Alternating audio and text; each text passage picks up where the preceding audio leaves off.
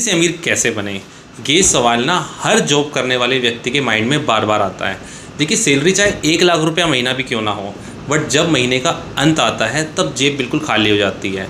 तो आज इस वीडियो में मैं आपको बताऊंगा एक ऐसा मनी मैनेजमेंट स्किल जिसके थ्रू चाहे आपकी सैलरी 30,000 रुपये महीना हो, चाहे आपकी सैलरी 50,000 रुपये महीना हो, या चाहे आपकी सैलरी 1 लाख रुपये महीना हो, आप अपनी सैलरी को सेव कर पाएंगे और सेव करने के बाद अपने पैसे को इन्वेस्ट करके अपनी वेल्थ बना पाएंगे।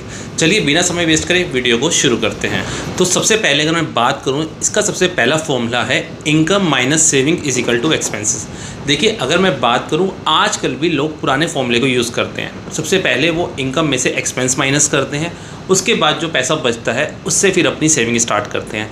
मैं अगर यहाँ पर आपको एग्जांपल दूँ एक फेमस बुक के ऑथर के रिच डैड और पुअर डैड का, तो वहाँ पर उन्होंने साफ साफ कहा है कि पहले आप जो भी सैलरी कमा रहे हैं उस सैलरी में से पहले आप अपने पैसे को इन्वेस्ट कीजिए, उसके बाद जो पैसा बचे आप अपने खर्चे के लिए उसको यूज़ कीजिए। अगर आपकी सैलरी 50,000 रुपये महीना है और आपकी इन्वेस्टमेंट रहेगी 20,000 रुपये महीना, तो बचे हुए 30,000 रुपये से आपको अपने महीने के खर्चे निकालने हैं। इससे क्या बेनिफिट होगा, जब आपका 20,000 रुपये इन्वेस्ट हो जाएगा ना, तो एक तो आपकी जेब से जो इन्वेस्टमेंट का अमाउंट नहीं निकलता था वो निकलना शुरू हो जाएगा, और अब आपको पता है कि भाई मेरे पास 30,000 रुपये बचे हैं, अब मुझे पूरे महीने इसी 30,000 रुपये खर्च करके निकालना है। दूसरा फॉर्मूला है लिव बिलो योर मीन्स। कई लोग क्या करते हैं, जैसी ही उनकी सैलरी बढ़ती है, जैसी ही उनकी इनकम बढ़ती है, वो अपने खर्चे बढ़ा लेते हैं। वो अपने फ़ोन को EMI पर ख़रीद लेते हैं, महंगी गाड़ी खरीद लेते हैं, फिर उसकी EMI का बर्डन झेलते हैं, बड़े घर का प्लान कर लेते हैं। अब इससे क्या होता है कि चाहे उनकी सैलरी बढ़ भी क्यों ना रही हो, चाहे उनकी इनकम बढ़ भी क्यों ना रही हो, बट उनके खर्चे भी बढ़ जाते हैं। इस वजह से वो अपनी सेविंग कभी भी नहीं कर पाते।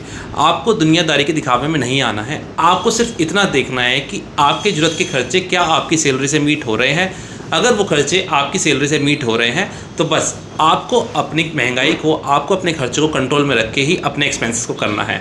जैसी इनकम बढ़े आपको अपने खर्चे बिल्कुल नहीं बढ़ाने हैं। थर्ड फॉर्मूला, सिर्फ सेविंग नहीं, सही इन्वेस्टमेंट भी ज़रूरी है। देखिए, जैसी आपकी सैलरी आई ना, अब आपको उसको अपने सेविंग अकाउंट में नहीं रखना है। अब आपको इस पैसे को आपको इन्वेस्ट करना शुरू करना है। चाहे आप SIP में इन्वेस्ट करें, म्यूचुअल फंड्स में इन्वेस्ट करें, PPF में इन्वेस्ट करें, गोल्ड बॉन्ड्स में इन्वेस्ट करें, बट सही इन्वेस्टमेंट करना जरूरी है। अब मैं आपको यहाँ पर एक एग्जांपल देता हूँ एक IT प्रोफेशनल का, जिसकी सैलरी सिर्फ 30,000 रुपये महीना है। कैसे वो सिर्फ सैलरी से अपने पैसे को सेव करके अपनी वेल्थ बना पा रहा है। देखिए, मिस्टर X जिसकी सैलरी सिर्फ 30,000 रुपये महीना है, वो अपनी सैलरी में से 7,000 रुपये महीने की SIP करता है।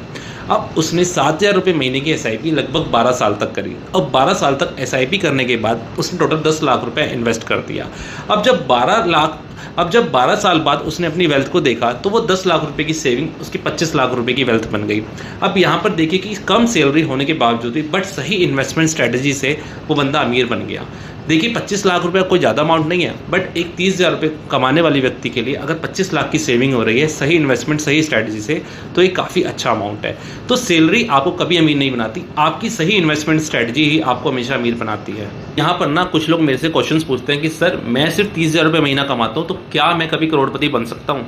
देखिए, आप अगर 30,000 रुपये महीना भी कमाते हैं ना, और अगर आपकी इन्वेस्टमेंट स्ट्रैटेजी सही है, आप 10,000 रुपये महीना इन्वेस्ट कीजिए, आप 20 साल तक इन्वेस्ट कीजिए, अगर आपको 12% का रिटर्न यहाँ पर मिल गया तो भी आप करोड़पति बन गए, आपकी 1 करोड़ से ज़्यादा की वेल्थ बन गई, तो कम सैलरी पर भी आप करोड़पति बन गए। अब लोग मेरे से पूछते हैं कि सर, अगर मैं SIP में अपने पैसे को इन्वेस्ट करूँ तो क्या कोई जोखिम तो नहीं है, क्योंकि PPF तो मुझे सेफ लगता है। देखिए, PPF एक सेफ ऑप्शन है, बट यहाँ पर आपको सिर्फ 8% का रिटर्न मिलेगा। बट अगर आप इन्फ्लेशन की बात करें तो इंडिया में 6% की तो इन्फ्लेशन ही है। तो यहाँ पर आपको अगर लॉन्ग टर्म इन्वेस्टमेंट के लिए जा रहे हैं तो आपको एक ऐसा इन्वेस्टमेंट ऑप्शन चूज करना होगा जहाँ पर आपको कम से कम 12% का रिटर्न मिले।